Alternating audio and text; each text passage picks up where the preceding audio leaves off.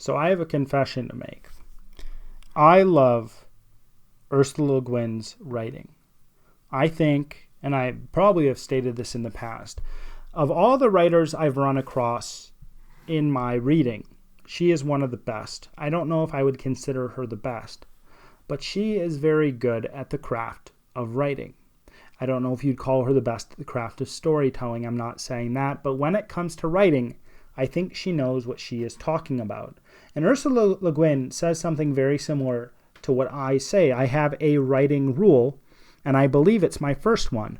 Writing follows language, or something to that effect. And Ursula Le Guin says the sound of language is where it all begins. So we're going to be talking about her advice on writing today.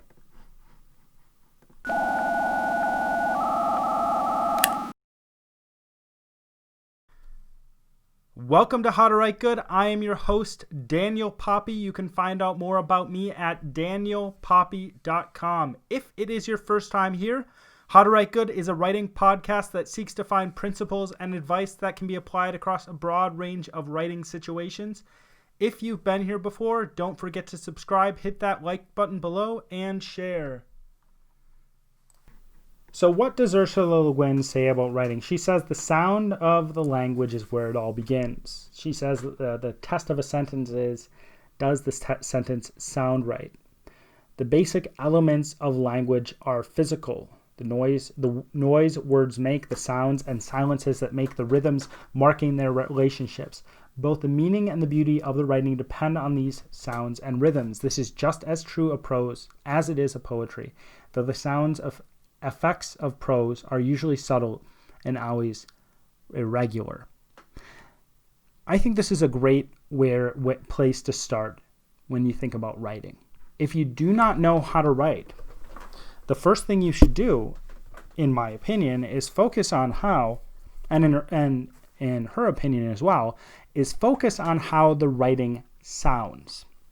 Does the writing sound good? Does it flow?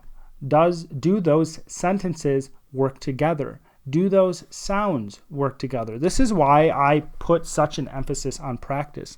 This is why I put such an emphasis on trying different things out. Because I don't know how you speak. I don't know your background. I don't know what you know. I don't know what you've studied. I don't know how your family functions. I don't know how you function. I don't know if you're a loud person. I don't know if you're a quiet person. I know nothing about you in most cases.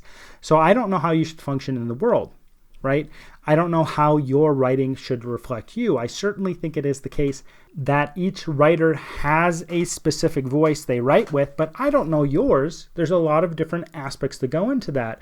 And to a certain degree, as far as I can see right now, the writer is responsible for learning what their voice is and developing their writing to a point where their voice is strong.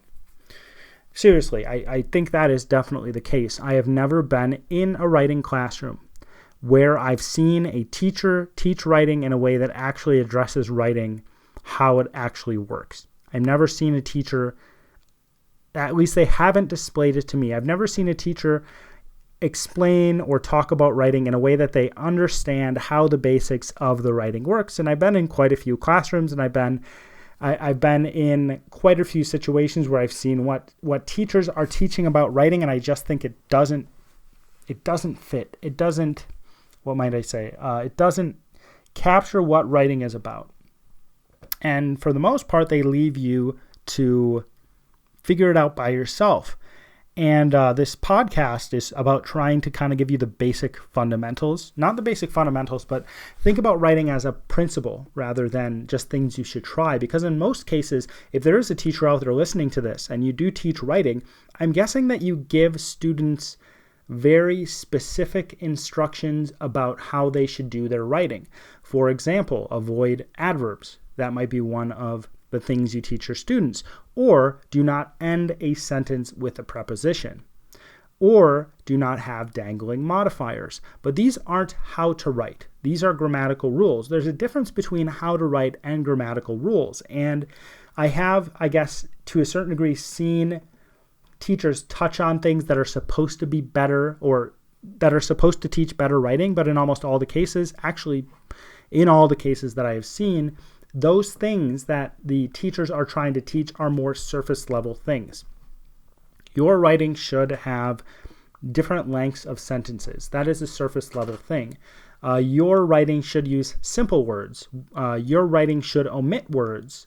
That's a surface level thing. It doesn't actually get down to what makes the writing good. It doesn't address what makes a piece of writing good and bad. And there are certainly pieces of writing that have a lot of words within them that are good. And there are certainly pieces of writing that omit words that are bad. There are certainly pieces of writing that use adverbs that are good. There are pieces of writing that that don't use adverbs that are bad. We can have a lot of different situations with a lot of different writing rules present. I can use almost every single writing rule I run across, and I can say that I can apply all those writing rules in a specific passage, and I can still come out with a bad piece of prose. So we have to dig deeper, and I just haven't seen that in schools. I just haven't seen it in schools. And if you are a teacher and you think that you teach in a way that is actually connecting to the philosophy of writing as opposed to random pieces of information people have collected, you can definitely reach out to me. If it is the case, I'll be very happy because I haven't seen it. But I think that this piece of writing advice is good because Ursula Le Guin actually understands writing. It's very clear that she understands writing because she can do it very well. She's probably better than your favorite author. She's better than a lot of different authors. She's better than a lot of authors who are much more famous than her. Let's just say that.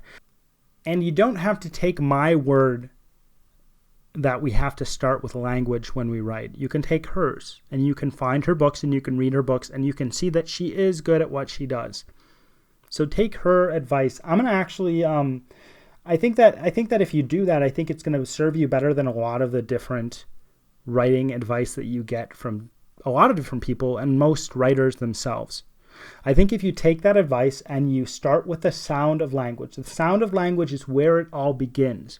If you start with that, if you start with the sound of language, if you focus on that, if you focus on how the language actually sounds, I think that you're going to be better served if you do that. If you actually speak the writing out loud, see how it sounds, see how it flows through the air, tune your ear to see whether it's pleasing or it's displeasing. I know not everybody has time to do this, but if you want to become a good writer, I think this is something that you should do. Now, could you become a good writer without doing this? Probably. It is probably the case that you could do that, but I think that this is something you should do. I'm going to leave this, I'm going to end this with a quick quote from her, and then I'll be done. Most children enjoy the sound of language for its own sake. They wallow in repetitions and luscious word sounds and the crunch and slither of onomatopoeia. They fall in love with the musical or impressive words and use them in all the wrong places. Some writers keep this primal interest in and love for the sounds of language. Others outgrow their oral sense of what they're reading or writing. That's a dead loss. An awareness of what your writing sounds like is an essential skill for a writer. Fortunately, it's quite easy to cultivate, to learn, or reawaken. If you enjoyed this podcast and you want to support me, there's really one simple thing you can do. You can go to danielpoppie.com/newsletter and sign up for my newsletter. And when you sign up, you'll actually be able to get access to my publication roadmap. So that's everything I have planned for pretty much every project I have into the next decade. Again, that is danielpoppie.com/newsletter. You can also find the link below.